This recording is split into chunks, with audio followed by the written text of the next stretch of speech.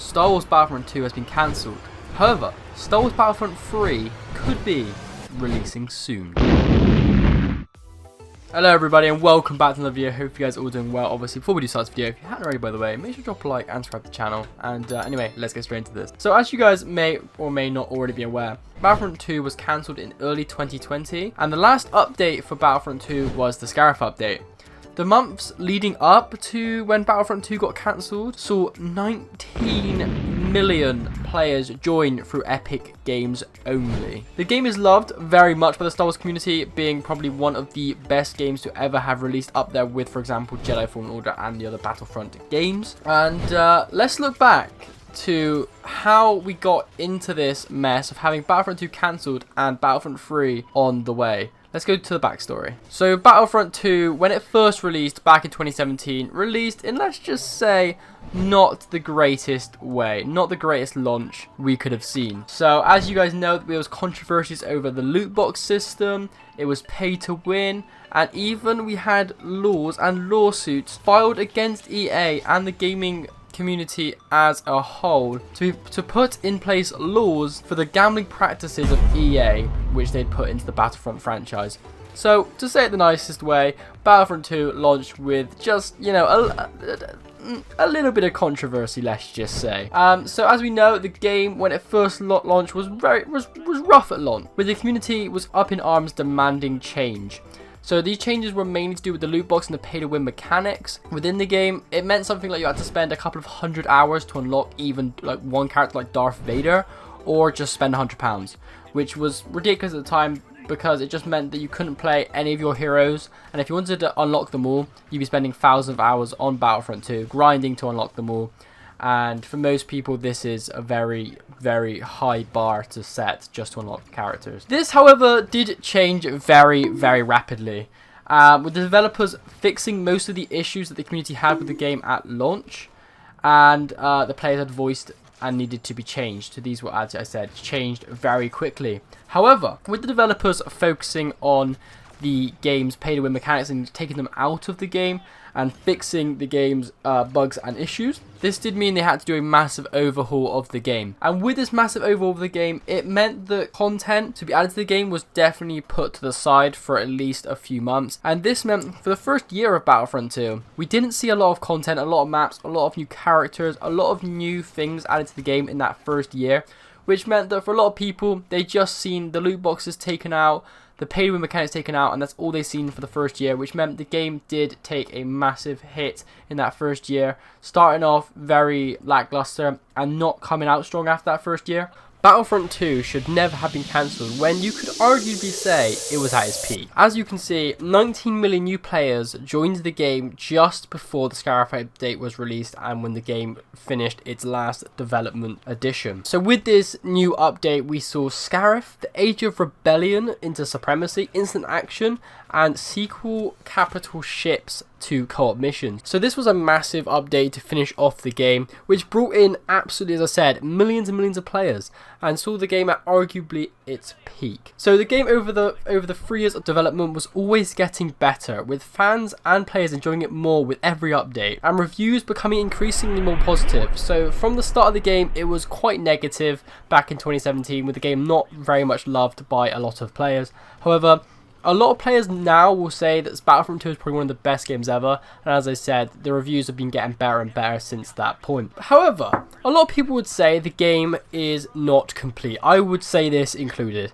The game still has a lot of things to offer, including stuff like Ahsoka, Ventress, Coruscant, and many more locations, characters, and modes that could have been added in future updates. Battlefront 2 could have kept on going, as loads of characters could have been added. So these characters have not been added to Battlefront 2, but are definitely characters that should have been added and would be absolutely great additions to the game. These include Inquisitors, Jango Fett, Plo Koon, Mace Windu, and even characters like Savage Opress from the Clone Wars could be brought in to go alongside Maul, as you know, they are brothers as we know. And even we could even see Pong Krell from the Clone Wars added, even though I would want to know what side he would be on. So all these characters could be added. Inquisitors there's quite a few of them.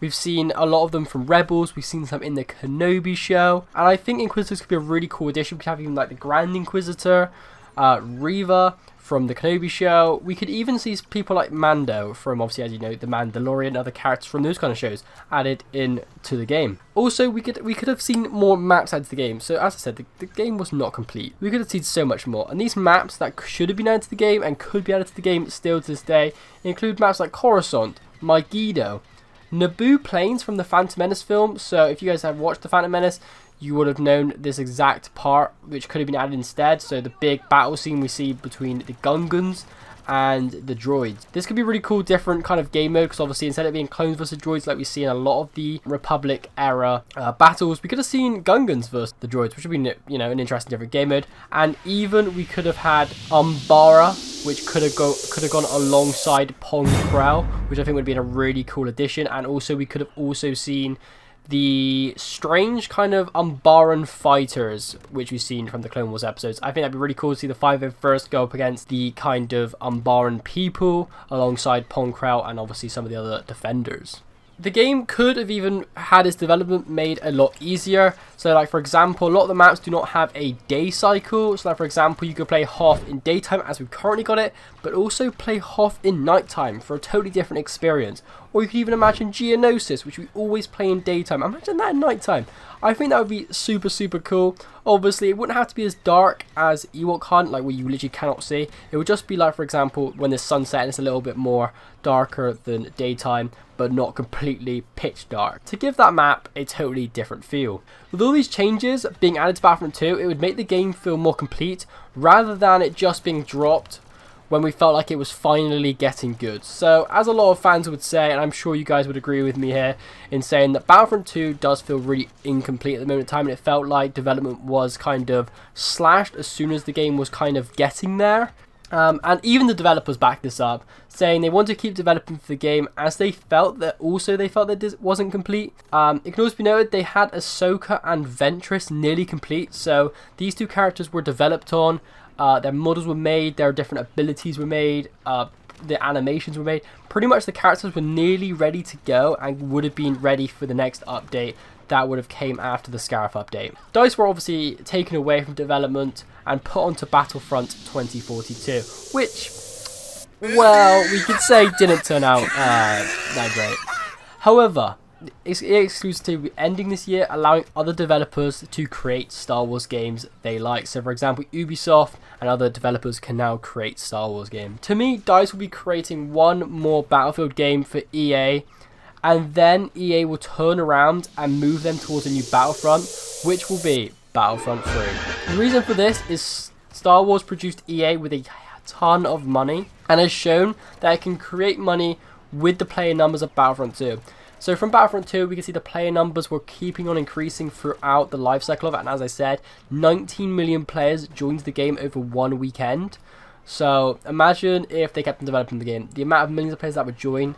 We also know that EA are very unhappy with the Battlefield franchise. So Battlefield 5 was seen as a bit of a failure. Battlefield 2042 is currently seen by EA as a failure and the community in general. And if another Battlefield game does fail or flop, could shut the Battlefield franchise down, shelve it for a while, give it some time to rest, and instead move DICE towards the next Battlefront instead of Battlefield. So this would mean that if another Battlefield game does turn out not as well as EA want it to be, they could turn DICE into the next Star Wars Battlefront 3 development team. Anyway, that's everything I have for you guys on today's video. Hopefully you guys have absolutely enjoyed this video. If you haven't already, by the way, make sure to like, make sure to subscribe, drop a comment in the description down below. Let me know what your guys' opinion on Battlefront 3 and Battlefront 2 is. Let me know whether you think they should have kept on developing the game, or whether you think Battlefront 3 should come out in the near future. Anyway, thank you guys for watching, and I'll see you all in the next one.